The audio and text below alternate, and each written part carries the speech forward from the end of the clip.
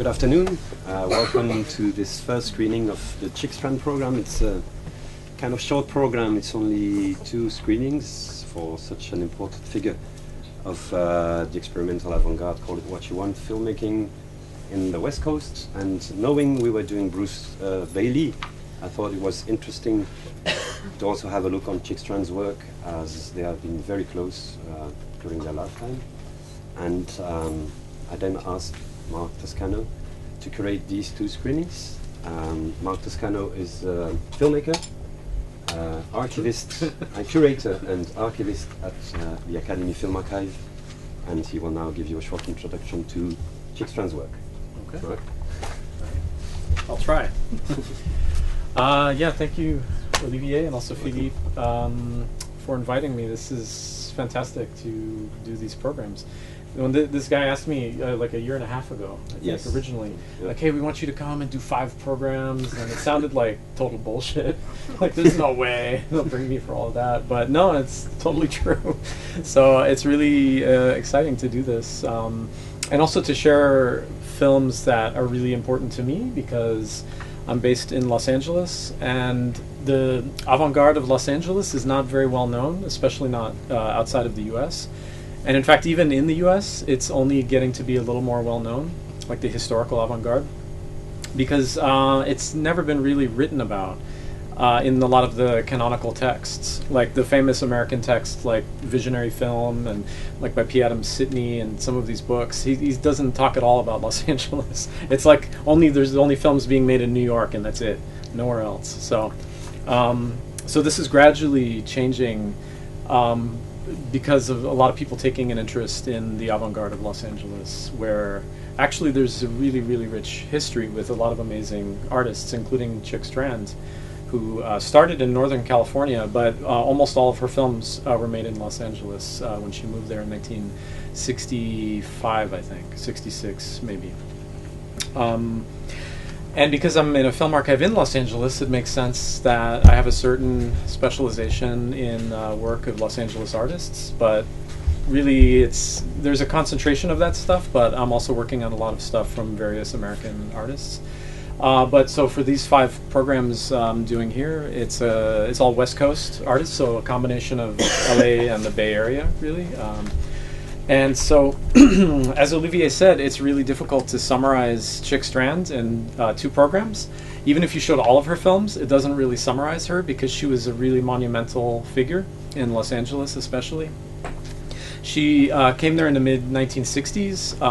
She was already about 35 years old, and she had 2 kids, and she had split up from her husband and decided to go to grad school in Los Angeles, which for her generation, as you can imagine, this is not a very common behavior, but she was not a common person. She was a really amazing, remarkable, incredible person, really super strong, super difficult, critical, but really loved people and loved life, and was very intense and emotional and really funny, and all these contradictory, or maybe not contradictory things. So before she came to LA, she helped to found Canyon Cinema with Bruce Bailey and also another guy named Chick Kallenbach, a guy named Chick, so there were 2 Chicks and 1 Bruce. But then so she came to LA, and right away she became like an important part of the culture, the alternative cinema culture in LA. And she made friends with Pat O'Neill, who I'm showing, I think, at least one of his films. I forget, the Company Town program, I think. And so she started to make films, but was also very interested in anthropology and ethnography. But there were, at that time, especially still today, but at that time there were kind of conservative rules about how you make an ethnographic film. And so she broke pretty much all of these rules and was really interested in the human aspect of anthropology and ethnography. And also, she was very aware of her own position as the camera person, as the filmmaker, as the voyeuse, looking at people from a culture that's not her own. So she spent a lot of time in Mexico, and she decided it was important to include her view, her perspective, as part of the films, and to actually interact with her subjects in a way which was really criticized, especially in the 70s, when it was kind of a conservative approach to ethnography in the US. So, but many years later now, there's a kind of big rediscovery of her films. In fact, unfortunately, since she died about 7 years ago, there's been a huge explosion of interest in her work, including like in the UK and outside of the US. And so people are kind of finally catching up with her, because for her time she was quite radical, and in a way maybe people weren't totally ready. So being in Los Angeles, I had a sense that Chick was really famous. Like, everybody knew her films, and she was a really big name in experimental film. But then gradually, as I talked to people outside of LA, I realized, oh no, people don't really know who she is. And this, I thought, was incredible, because I think she seemed so important and so influential. And so, again, it's really exciting that you guys were interested to do 2 programs of her films, because hopefully for many of you, maybe you haven't seen her films, and it's hopefully a great discovery. I hope you like them. I don't think I want to say anything about the films themselves, because for me this program in some ways summarizes her personality as a filmmaker. It's a few different types of work. There's like a found footage film, there's a more autobiographical film, there's one film which is a little more ethnographic, but very kind of magic realist, surrealist, kind of really weird film.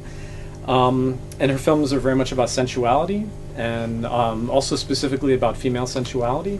And so there's a couple of films there. So it's a really, hopefully a nice mix that gives you a sense of her project as an artist, but also her personality. So I think that's all I should say, really. But I'll be around if you have questions. Unfortunately, I can't do a Q&A because I have to go to the competition program. Mark is on the jury, so he has to attend the 5 o'clock screening, though there will be no Q&A afterwards. But if you see me around, you're more than welcome to ask me questions. And please try, if you like the films, come to the other screening. I think it's on Monday, right? Yes. Yeah. Or Sunday or Monday? I forget. Monday. You have the schedule, you can look it up. I think it's Sunday, right? No, Monday. Yeah, Yep. Monday at 3 Monday. o'clock.